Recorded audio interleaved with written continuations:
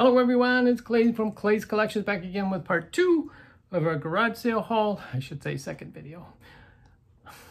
Anyway, if you're new to the channel, welcome. If you haven't already, hit the subscribe button, hit the like button. Please leave comments. We love our comments. And yeah, so Cindy and I were out garage sailing at a citywide garage sale. Found some great items that I'm going to show you today. So yeah, I'm just going to hop into this. Again, for those of you who may be new to the channel, I do not sell items online anymore. I only sell them through an antique booth that I have. So local only, no online sales or eBay or any other platform. At this point, I need to keep things simple. And it works best for me to have the local location. I can just go down there, put stuff out, be done. Plus I live in a condo, so I don't have a lot of space for extra inventory. So what I get, I need basically to be able to put it out on the shelves. And that works best for me. All right, because I do work full time. I also have another part-time job as well as doing this reselling, plus other responsibilities. So yeah, anyway, enough of that. Let's just get into the haul. I did pick this up to give to one of my other reselling friends. It's a replacement cover for these chairs. These do really well, the vintage ones. So I paid $1/4 for it. So I'll pay I'll give it to one of my local friends who does still do reselling online. I forgot about these. I gotta take them out carefully. There we go. Found a little pumpkin. These do well at Halloween time down at the Pink Elephant, so I pick those up when I can find them. Because yeah, it's just a little one, but pumpkins of all sorts seem to do well at Halloween. I did find some small bottles of perfume. These two were $1 each. These are both from Paris.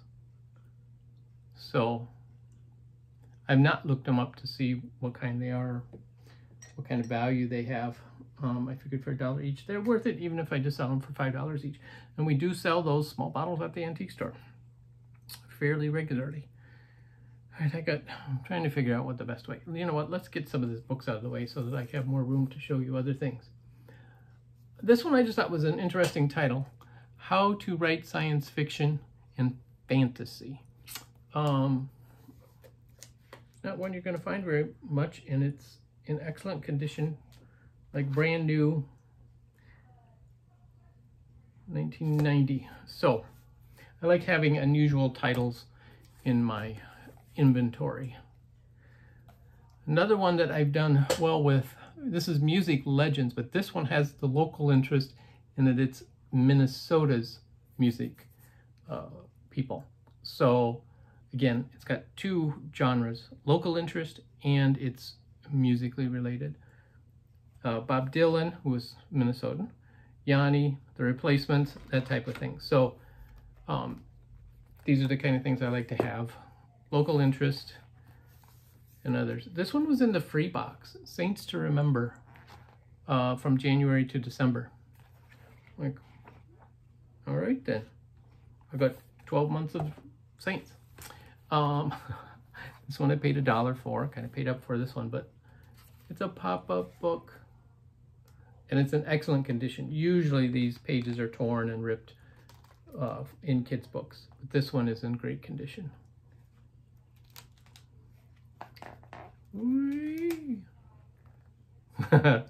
Love pop-up books.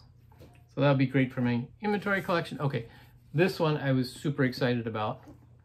Cooking with Mickey. How many times do you get a Mickey cookbook? This is volume 2, so they actually had another volume. It does not have a date on it, but it is the Walt Disney Company, so it's a little newer, but just based on the font, I would say probably 90s to 2000, somewhere in there. But I think that would do well. Okay, this book I bought for education and for resale, Florography. An illustrated guide to the Victorian language of flowers. Okay, this is really cool. So it gives you the flower, like the cornflower, right? Tells you the meaning. It's hope, in love. Tells you the origin and pair it with what flowers you're going to pair it with. Lilac as a gift for a first love. Sweet William to show you will always be true. Anemone, forsaken love. Aster, daintiness. Daisy for a gift for a young girl. Cowslip, winning grace from a cowslip. So I just thought that was fascinating. And again, it's like brand new. Because there is so much imagery in not only the illustrations and whatever, but glassware, right? Because when you see different glassware, roses mean certain things when it's on glass, daisy button patterns, you know, all of these things have significance, or did have in the past, although it's lost a lot of its significance in modern times. But Houghton Mifflin spelling, I just thought, you know, if somebody's a homeschooler or working with their child at home, maybe something that would be helpful. Collector's Encyclopedia Fiesta Ware. We actually sell a lot of Fiesta Ware at the Pink Elephant, the antique store. And you go out online and you get 50,000 different responses and you're not sure what's real. So that's actually why I like actual reference books. They're a little more authoritative to me and definitive, as opposed to online where you get 15 different stories of the same one. This book is Selected Works of Stephen Vincent Benet. It's a poetry book. Poetry books also do well. So I picked these up when I can find them. This is from 1942. All rights reserved. So it's a fun little book. All right, another child's book, Where the Sidewalk Ends by Silverstein. And this one was a first edition, if I remember right. Upper and row, 1974. All rights reserved. Yep. So that's a fun find. Great ideas that shaped our world. This one I picked up just because this was one of them from the sale that was 3 hardbacks for $1, 5 paperbacks for $1. I picked this up as one of my 3 just to help fill it out. I thought, oh, Einstein, you know, it's a good topic. I was excited about this one. First edition, Little House in the Big Woods, Laura Ingalls Wilder. And this one is 1932. I was unable to find this. I found the 41 version, but not the 32 version in some general searches, so I'll have to dig deeper on that. Maybe I should do a little video on how I dig deeper on something like that. That's a good idea. That'll be one of our videos, how-to videos coming up. Okay. Federal Trade Commission Guide Concerning the Use of the Word Free and Similar Representations. So this is a guide put out by the federal government. If you use the term free in connection with the sale of a product or service, these are the guidelines that you can use it with. And the government puts out a lot of these types of publications. We don't know it or recognize it, but they have a lot of those.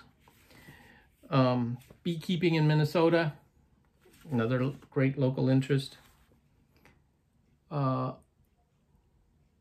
Rumpelstiltskin. I just thought this was a cute little, it's a scholastic book edition. Tommy DePaula, always a great author. His books do well. Kiki Goes to Camp. This was a quarter. I didn't even look at this one very closely. 1953. But it looks like the school edition, or that it was rebound by the school. Sometimes the schools would have books rebound in that linen cloth. Charlie Brown and Charlie Schultz book. This was a Charles Schultz also is a local author to the Twin Cities. 1970. This is the first edition. First printing, 1970. It is missing the other inside cover page. Boop. Okay, almost done. with the books. And I got a few other great items. The Worst of Boone and Erickson, WCCO radio, another local interest. Older. Okay, so this one, so unusual, odd, weird things sell. It's kind of my mantra. Do-it-yourself coffin. What a book. I was like, okay, that is not one you're going to find very often.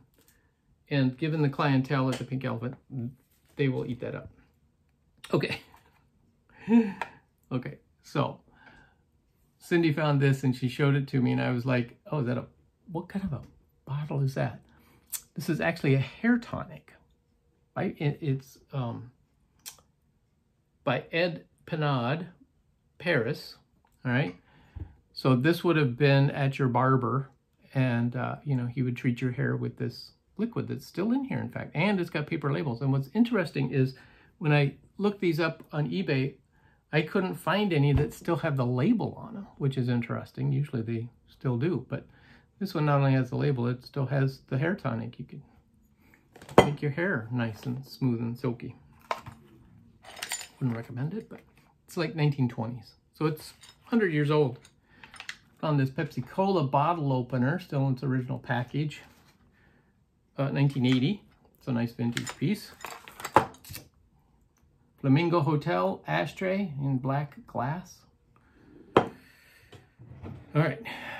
I did pick up a couple Tupperware items. I don't do Tupperware, but I pick up when there's another dealer at the Pink Elephant that I pick up Tupperware for.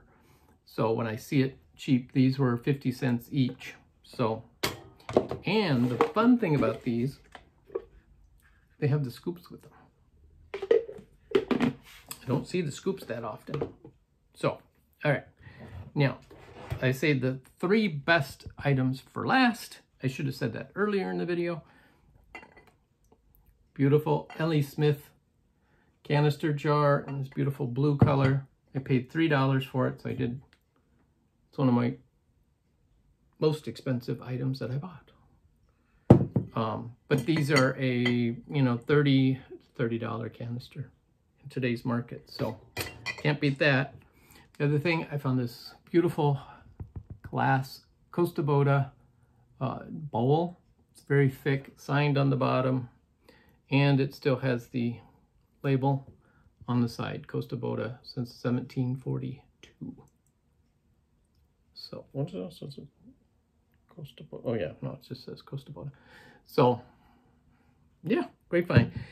And then to me, this was the first piece I picked up during our garage sale. Was this beautiful, ornate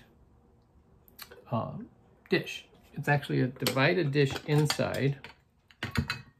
Got this beautiful divided dish with the brass base, and then the beautiful lid. And the lid is bent a little bit. I'll have to see if I can't get that straightened out a little bit so it fits better. Yeah, there we go. Let's see. I didn't do so well, but we'll keep working on it. Because yeah, this small filigree work gets bent out of shape, and I might take the glass out to work on that. Anyway, I paid $3 for that. This is a great item. You know, $50 is probably what I'll put on it. And I do price things just so you know, at the Pink Elephant, and most antique stores do this. If you will give you a 10% discount if you ask, right? And say, hey, you guys offer any discounts? And usually they'll say, oh, 10% over $25 or something. They also, if you're a dealer, they can sometimes will give you 20% off. But usually you have to provide your tax ID number and stuff like that. But if you're not set up that way, then that won't work. But that's also why I would price this a little higher. You know, I would say I'd hope to get $40 out of it. So I'll price it at $50. If they ask for a discount, then you know, I'll still get $40 out of it in the end. So those types of strategies when pricing that you want to keep in mind as well if you're dealing in a hard brick and mortar store. that can offer discounts. Anyway, that's what we have for you today. Thank you guys so much for watching. We'll catch you next time.